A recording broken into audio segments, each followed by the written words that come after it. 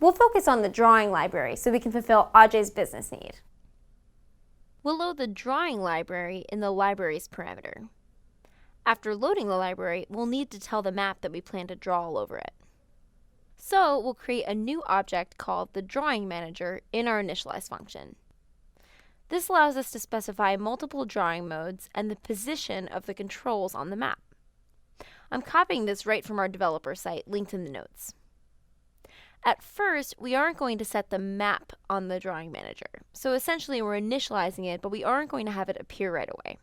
We're telling it that our default drawing mode and our only drawing mode is going to be polygon. Other drawing modes are rectangle, circle, polyline, and marker.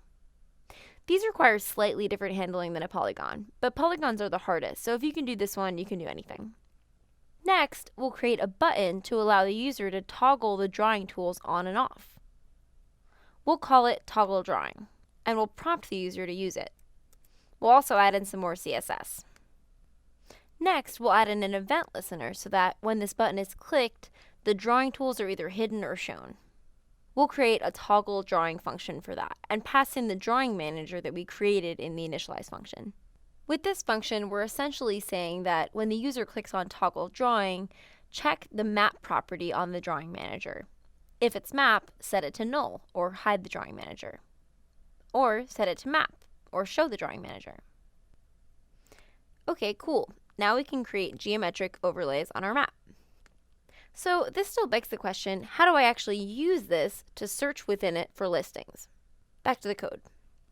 The next order of business is to add an event listener so that when a polygon is drawn on the map, we capture those points into a polygon and use them. I'm going to create a global polygon variable, which is changed every time a user draws a new polygon. Next, we'll add the event listener. The goal of this event listener is that when the polygon is complete, we're going to iterate through our markers array, show all of the markers that are within the shape, and hide all of the markers that are outside of it. The first thing we're going to do is check on our polygon variable to see if it already has a value. If it does, we're going to hide it off the map. By doing this, we're limiting the user to one polygon at a time. We could certainly allow multiple to let them select different zones. For a better user experience, we're going to assume that the user's done drawing when the polygon is completed and switch the pointer back to normal so that they can click on the markers after they see them. Then we'll capture the overlay which was drawn and assign it to our polygon variable.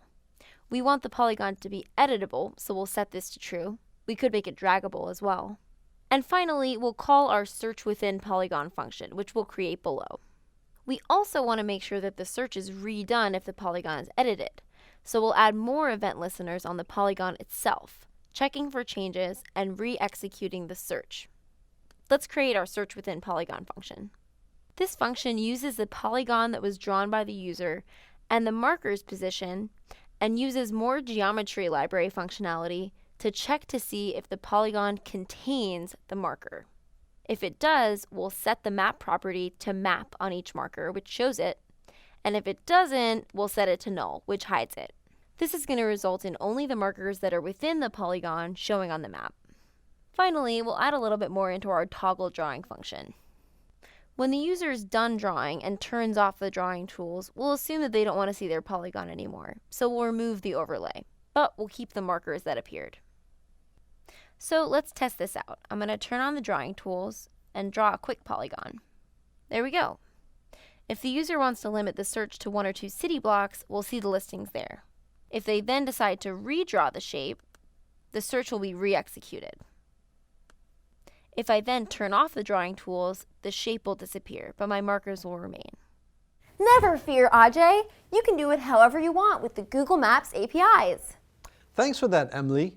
I would feel better, but I just realized that we keep using let-longs, and none of our students would know the coordinates of the places they want to use. Also, I'm hungry. You're right. We better teach them about geocoding after the next quiz. And here. Thank you.